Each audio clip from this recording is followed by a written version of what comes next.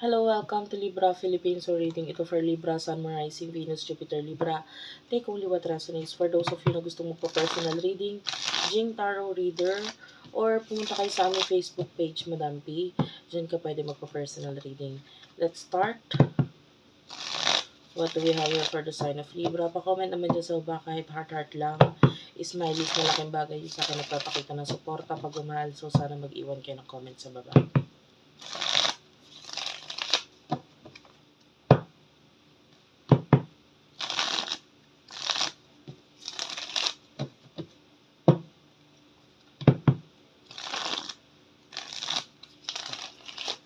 Isang shuffle na lang. Unipre, UNI, PRI, dyan ka pwede mag-avail ng product sa amin, ha?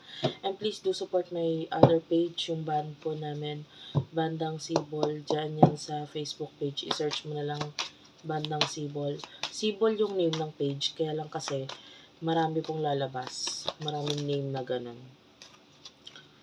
So, Bandang Sibol yung i-search mo. You do have here the Page of Swords, the Temperance, and the Three of Pentacles, Taurus, Virgo, Capricorn, Sagittarius, Gemini, Libra, Aquarius energy. By the way, if you don't like the way I read, hindi naman kita pinipilit, pwede ka mag-next video.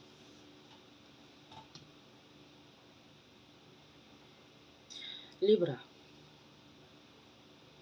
I mean, whatever you're doing right now, kailangan mo ng patience. Nakakita tayo ng growth sa'yo, financial development sa'yo, pero hindi siya agad-agad. Kailangan mo ng patience. Huwag kang magmadali. Basta enjoyin mo lang. Page of Swords, this is happiness.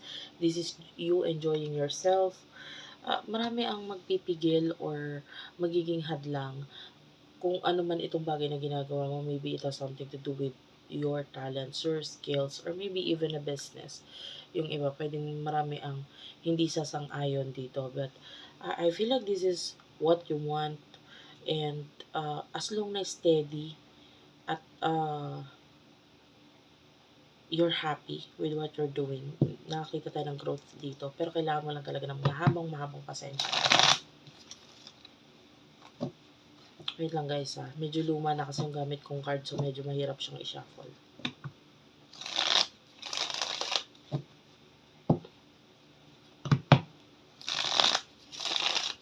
Person nakakonect mo pagdating sa love. Nakakita tayo dito ng this could be a person in the past. Yeah. Pwedeng isa siya sa humahadlang or minsan na siyang humadlang or may nasabi sa mga bagay na ginagawa mo, hindi siya naging support dito or like mas naging against pa nga siya. Death card and Tower card is here, both major arcana, and the Ten of Cups. Nakita tayo ng ending sa inyong dalawa nitong person na to or something ended sa inyong dalawa.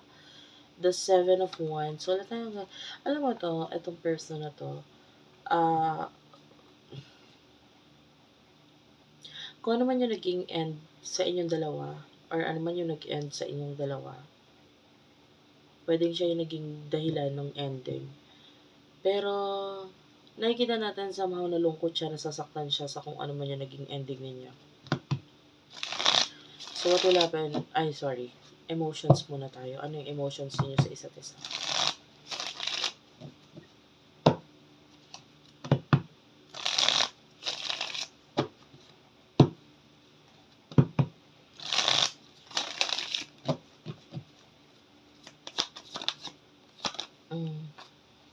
Naka-move on ka na. The Six of Swords is here. I can see you have already moved on in life.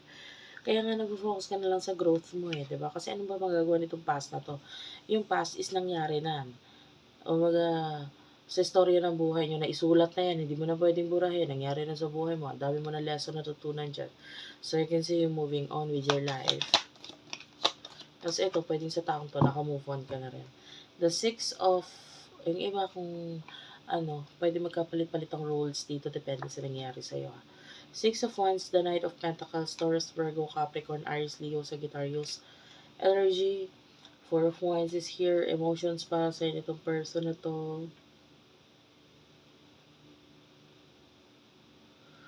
Ang energies, gusto niyang humabol, gusto niyang maghabol, parang gano'n. Pero kasi noon pa man din, konting pagpansin or konting, um, like konting time lang ang binibigay niya sa'yo. So, ngayon gusto niya magbigay ngayon ng time kaya lang parang kulang. The Page of Pentacles is showing to me as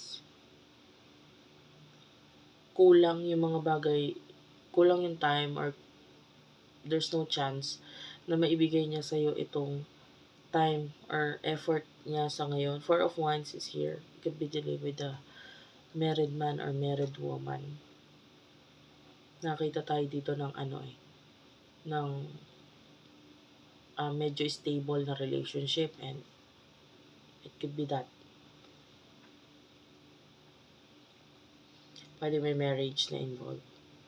What I see here is that yung focus mo is future, what you want to like i-manifest or ma-accomplish or kung ano yung mga bagay na gusto mong mangyari sa buhay mo. So, nandito yung focus mo. And yung person na to,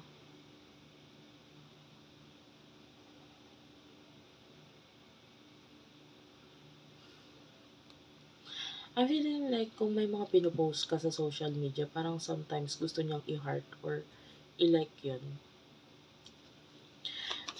Pero, ah, ayaw niyang magmukhang parang, I don't know, may something na nagpipigil sa kanya kung ba't hindi niya ginagawa yan. In the future, you do have your the Knight of Wands, the Queen of Cups, Cancer, Scorpio, Pisces, Aries, Leo, Sagittarius energy, Taurus, Virgo, Capricorn with the Knight of Pentacles, Two of Pentacles and the Page of Cups, Ace of Cups, the Moon.